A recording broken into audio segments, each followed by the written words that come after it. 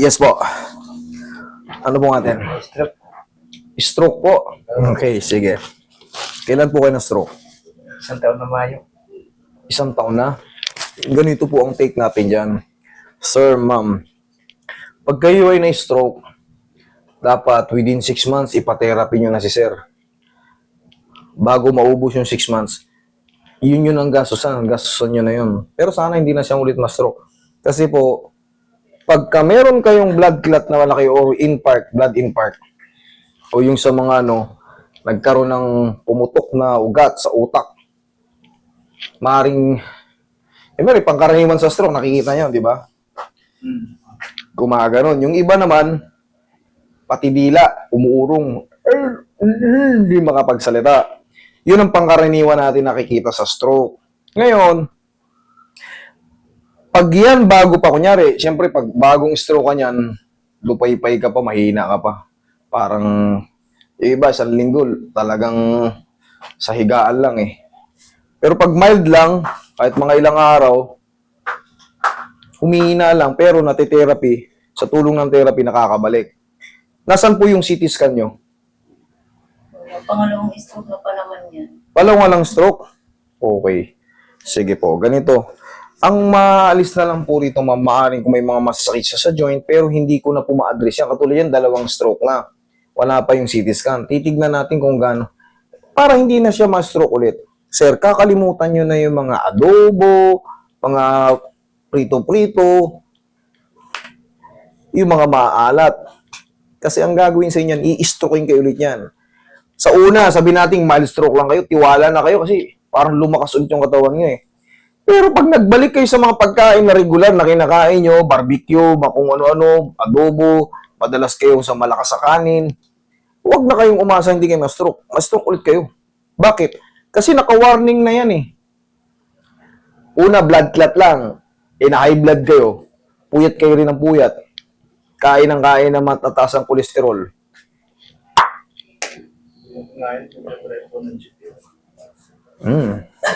Ganon. Ngayon, ang mangyayari dyan, ma'am, I'm sorry to say, pero kung ano yung niyan, ma-adjust na lang po yung mga masakit sa kanya, yung mga ngawit niya, yun na lang po maayos niya. Kasi gusto niya po talaga sir may amat ko lang. Tignan ko nga. Kaso 2 stroke na si sir eh. Sumama ka lang po. Sige, close open. Ayaw. Wala. Patid yung nito. Putok dito sa kaliwa. Putok po yan. Patay na po yan. Yung iba naka-close open kaso matigas. Pero yan, ayoko man kayong saktan pero mas maganda maging honest ako sa inyo. Honestly speaking, hindi ko na po yan kaya. Maniwala kayo sa akin. Ako hindi ko kayo naisaktan. Ang ibig ko lang sabihin, ayoko kasing dayain kayo na hindi explain tapos, wala naman nangyari. Sasama lang loob nyo sa akin. Ngayon, yan pong pagkakataon na yung ganyan, totally dead na eh. Ano na po yan dito? Sabog na yung yung tinatawag na brain nerves. Hindi po yan ordinaryong pilay. Pumuputok po yung mga ugat natin sa utak na masisira ang abilidad. Kunyari, ability to raise hand. Yan ang kadalasan eh. Mawawala na ng lakas yan. Ultimo daliri mo. Wala na. Magiging na ito. Ang pinaka-the best nito, tatanggapin nyo yung sa loob nyo. Tapos, ipapasok mo sa isip mo na gusto kong makarecover. Makakagalaw-galaw to ng walang sakit. Hanggang ganun na lang yun. Pero pag kumain kayo ulit ng mga bawal, sunod niyan yung ability to talk naman ang mawawala. 2 stroke. Dati, kaya niya pa di ba?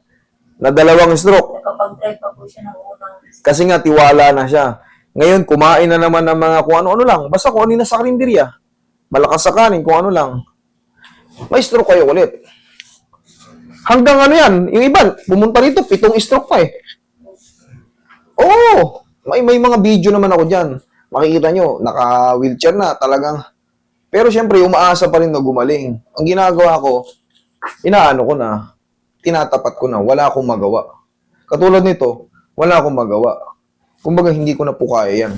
Kung gusto niyo ipa-reset sa akin, i-reset ko to. Pero, yun nga, yung mga joint niya lang, gumanda lang pakiramdam niya. Pero yan, hindi ko na po kaya. Hindi na po kaya yan. Yung iba nga, binibiyak pa ulo eh. Pupunta pa ng Singapore, pupunta pa ng US eh. Yung mga mayayaman, pupunta rin dito. May nakikita kayo dyan. Biyak na yung ulo, kalahati na rin dito kasi sabi, tatanggalin yung tatanggalin yung mga namuong dugo. Tinatanggal, binibiyak yung ulo. Ganon pa rin. Nilalagyan ng robotic, ganon pa rin. Pag inalis yung robotic, wala rin. Kasi robotic lang yun eh. Ganon pa rin, patay pa rin. Kaya nga, ayoko man kayong saktan sa sinasabi ko, pero yun na po yung realidad. Once na na-stroke kayo, nadoblihan kayo ng stroke, talagang pagdudusahan nyo talagang. Pero kasi kailangan dyan, tanggapin nyo ng maluwag. Na kahit papaano, at least, nakakapagsalita pa kayo. Kasi pag binawi na yung salita mo, mas lalo kang mapipikon. Kasi hindi siya sanay na hindi kanya maintindihan eh. May gusto kang ipakuha, hindi mo may sabi. Mas lalo kang mapipikon, lalo kang mag-iint ng ulo, lalo kang ma-high blood, lalo kang ma-stroke ka na naman ulit. Lalo pag bumalik ka sa dati mong kinakain. Isaw-isaw, beer, uyat, bulalo, pares, adobo, kada 3 araw may adobo, pritong manok, french fries, burger, wala. Another stroke ulit kasi yung cholesterol nun, yung mga mantika nun, saan mapupunta yun? Eh may baranga, may sira, hindi makapag hahanap na naman yun ng tatambayan, another blood clot na naman, may hilo ka na naman, yun na naman yung third stroke. Kasi nadadagdagan. Pero ang pinaka-the best yan, laga-laga na lang kayo. Tambog-tambog na lang. Walang timplas. May timpla kaso, wala nang mga mantika, hindi na sinasangkot siya. Kunyari, nagpakulo kayo ng luya, kamatis, sibuyas, bawang, gulay. Timplahan nyo ng asin o betchin. O sabi natin, lagyan pa natin ng betchin kahit konti. Pag kumulo yun, tambog yung isda, nanhinugasan lang, ganun lang. Hindi na yung sinangkot siya pa yung sibuyas, bawang, ang pinangsungkot siya nyo yung taba ng baboy, tsaka yung mga mantika na pangpalengke, pag nakita mo sa umaga, kulay puting-puti. Yun yung mga kolesterol eh. Pag namuhay tayo ulit doon, inulit na naman natin yung, sigurado, saan mapunta yun? Kasi hindi ka na nga makapagpapawis eh. Hindi ka na makakilos eh. Gusto mo, daliri mo, hindi mo makikilos eh. Yung paano pa yung mga movement, hindi ka makaano. Hanggang sa maipon na naman dyan. Kasi may nakatambay na dyan ng mga bad cholesterol. Dadagdagan na lang ng konti yun, tapos puminit ang ulo mo, or napuyat ka. Ayun na yun, stroke na naman. Okay? Yun lang, tay, anong gusto mong gawin ko? Wala na po akong magawa dyan eh. Yun na lang mong tangi, ikwento ko sa inyo, explain ko sa inyo, Ang gagawin nyo dyan, magbibilad kayo sa araw para hindi na kayo maiwas. Mag-jacket kayo. Yung sa umaga, yung init sa umaga, salubungin nyo, oh Lord, thank you. Ginising nyo pa ako. Kahit pa paano, pag pinawisan kayo, dun lalabas yung mga stock na cholesterol dyan. Hindi na kayo ma-double stroke, ma-triple stroke. Sabi natin, kahit kumakain kayo ng bawal minsan, ang mahalaga, napapawisan kayo. Tapos madalas kayong kumain ng cucumber. Ano yun? Pipino. Hindi. Ayun. Kaya nga, kung hindi kayo kumakain nun, kumain na kayo ngayon nun kasi para lang kayong kumakain ng tubig nun. Yun ang makakapagtanggal ng mga, kumbaga, manyu-neutralize yung mga kinakain nyo, maaalat. Para ka lang kumakain ng tubig nun eh. 96% tubig yun. Pero palagi kang busog, sausaw mo sa honey o kaya sa suka na may paminta. Yan ang papagpapakin mo. Okay? Pero dito, ma'am, ayoko na kayong pag-asusin sa assessment. Kung gusto nyo, anuin ko siya, i-reset ko siya, pero ganun pa rin, 2 stroke. Kasi, wala na. Hindi niya ma-close open kahit mga galaw, wala eh. Oh, sige. Oh, wala Kumbaga, totally dead. Totally dead. Wala akong magawa dito. Okay? Wala naman kayong babayaran sa akin. Delivery ko na lang kayo ng pau. Bigyan ko na lang kayo ng pau. Kahit pa paano. Gusto nyo, ang mahalaga, still alive. Oh, boy pa. Higang patagilid tayo. Sige, i-reset ko na lang kayo.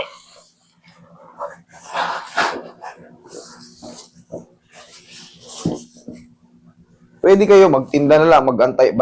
Kung may tindahan kayo, magbantay na lang kayong tindahan. Para kahit pa paano, may pinaglilibangan kayo. Kabilang side. Pero hindi na kayo makapag-drive eh. Pwede mo kayo mag-video, sir. Pwede naman. Walang problema. Kabilang side. Hindi ko na sasali ng video. Tagilid po. Tagilid. Yan. Sige. Taga saan po ba kayo? QC po. Pero summer po kami. Nung isa nga din summer yun. Wala rin mangyari. Sa dagat po.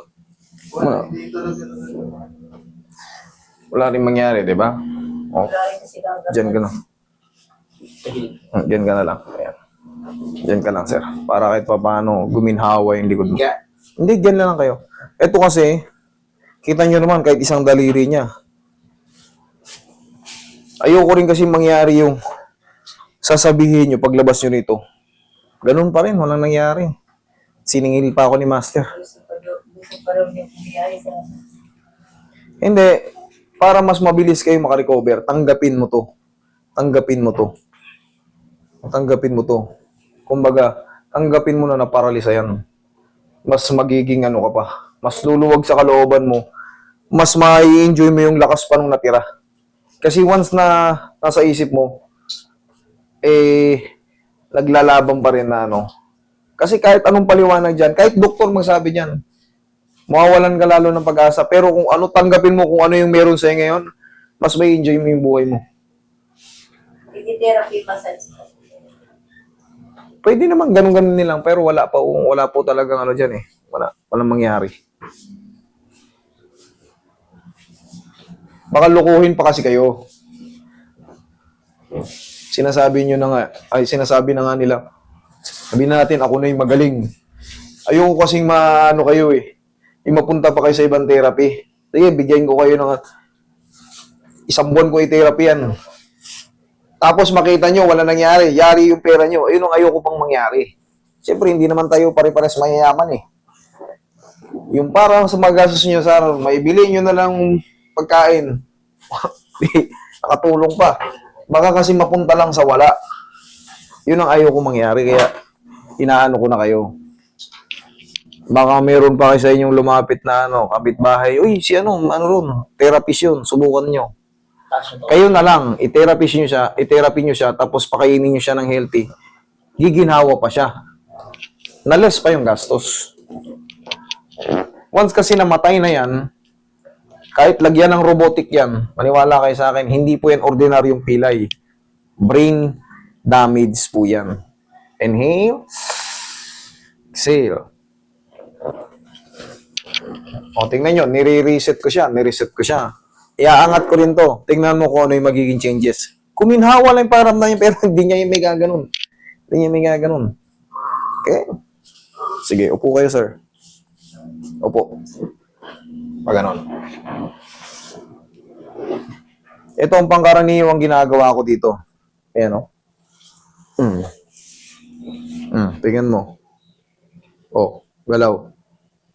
O, wala pa rin. Ayaw. Diba? Kaya, mas maganda na sabihin ko sa inyo yung totoo. Kaysa magkatampuhan pa tayo pag uwi nyo, hindi naman nag-i-improve si, mister. Dinala ko na ron sa Sabi gagaling. Nakaka-20 session na ako, wala pa rin. Ubus ang pera nyo. Nakadagdag pa ako sa problema nyo. Imbis na pambili na lang ng kung nadali pa kayo.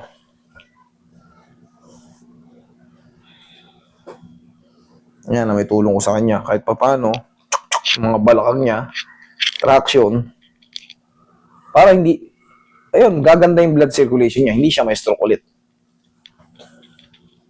Okay? Sir, pagaling ka, ha? Huwag ka mawala ng pag-asa. Yung iba nga, walang kamay eh.